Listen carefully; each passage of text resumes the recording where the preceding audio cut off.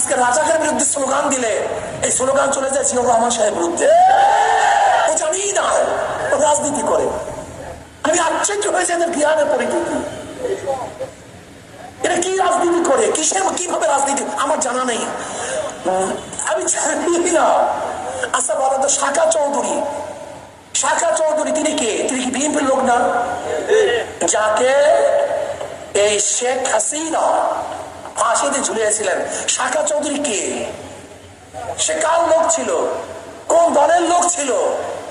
কোন দলের মন্ত্রী ছিল? তুমি কি তোমার নিজের চেহারা মারতেছো নাকি? ইতিহাস জানো, শুধু গাজার কলকে মুখে নিয়ে রাজনীতি করা যায় না। ইতিহাস জানতে হয়, শিখতে হয়, বুঝতে হয়, না লজ্জিত হবা, শরম পাবা। দেখো এই দেশ কিন্তু আগে সেই দেশ না। তুমি কেন বুঝো না, তোমরা কেন বুঝতেছ না বন্ধু? আগে একটা খবর ছাপা হতো ঢাকায়, ধরো যে পত্রিকা সবচেয়ে বেশি প্রচারিত ছিল তার সার্কুলেশন কত ছিল? হয়তো 3 লক্ষ বা 2.5 লক্ষ।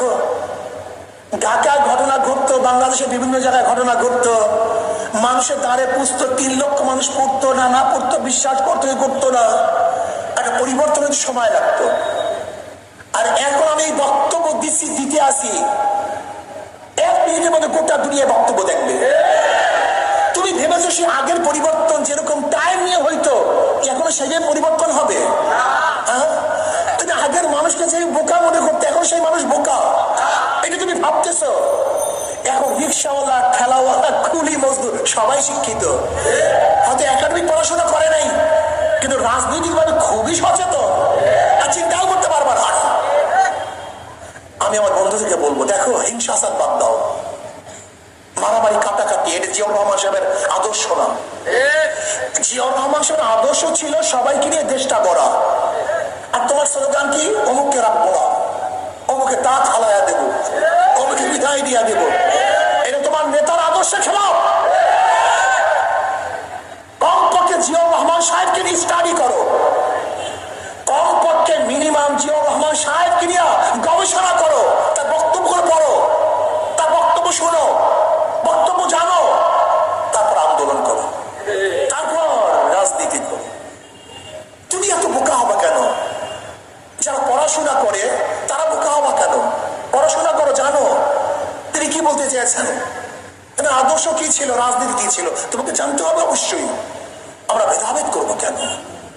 আমরা ভারতের বিরুদ্ধে সবাই ঐক্য, ব্রিটিশের বিরুদ্ধে সবাই ঐক্য, জুলুমের বিরুদ্ধে আমরা সবাই ঐক্য, খুনিদের বিরুদ্ধে সবাই ঐক্য। এই দেশে গঠন করার জন্য আমরা সবাই ঐক্যবদ্ধ কাজ করি, এটা হওয়া উচিত। বেশ ভালো কথা, জিয়াউর রহমান সাহেব আদর্শবান ছিলেন, নীতিবান ছিলেন, মানুষ আবারও তাদেরকে ক্ষমতায় নিয়েছিল। 91-তে জিয়াউর রহমান সাহেবের আদর্শের কারণেই মানুষ বিএনপিকে ক্ষমতায় নিয়েছিল, কথা ঠিক না?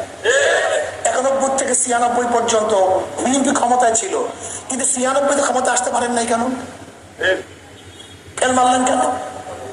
আবার কেন আন্দোলন করা হয়েছিল? এইমাত্র আমি বললাম যে 1973 সালে নির্বাচনে 293 সিট পেয়েছিল। আবার আপনি কি জানেন 96-তে 15 ফেব্রুয়ারি এক নির্বাচন হয়েছিল, জানেন আপনি? মুরব্বীদের মনে নেই? 1996 সনে 15 ফেব্রুয়ারি আর একটা নির্বাচন হয়েছিল, জানো তুমি? একক তৎকালীন সময় প্রাইম মিনিস্টার খালেদা জিয়া বলেছিলেন, কেউ যদি নির্বাচন অংশগ্রহণ না করে আমরা একা নির্বাচন করি। এবং একা নির্বাচন করে জানো ক্ষমতার মেয়াদ কয়দিন ছিল? মাত্র 16 দিন। 16 দিন পরে আবার সে বিদায় হলেন। খুব ভালো মতো ইতিহাস জানো। আবার কে আসছে? ও শেখ সাহেবের কন্যা। মানুষ ভেবেছে যে শেখ সাহেবের কন্যা কিন্তু আবার ক্ষমতায় বসায় তওবা তিল্লা করছে, তসবিহ ধরছে, ঘুমটা মারছে, পর্দা করছে, তাহাজ্জুদ করছে। যদি এবার তাকে ক্ষমতায় বসায় তাহলে হয়তো বা দেশ ভালো হবে। 96-তে তাকে ক্ষমতায় বসালাম, আবার 2001-এ মানুষ তাকে ভোট দেয় নাই কেন? আবারও নিয়ে আসছে কাকে? ওই যে 91 থেকে 96 পর্যন্ত ফেল করছিল, পাশ করে নাই, কিন্তু কি করছে? তাকে আবার নিয়ে আসছি। মানুষ ভেবেছে একবার ফেল করছে, হয়তো বোঝে নাই, পারে নাই, আবার ক্ষমতা নিয়ে আসলাম। আচ্ছা, 2001 থেকে 2006-এর মধ্যে কারবার শেষ, আবার আন্দোলন সংগ্রাম, চলে আসছে কে? মঈনুদ্দিন ফখরুদ্দিন। উভয় বলো, উভয় গৃহবন্দী, 2 থিওরি, উভয়কে হটাও। আচ্ছা, আপনি বলেন তো, যে ব্যক্তি 91 থেকে 96-তে ফেল করছে, আবার 2001 থেকে 2006 পর্যন্ত ফেল করছে, আগামীতে রেজাল্ট কি হবে? আপনারাই বলেন, রেজাল্টটা কি হবে?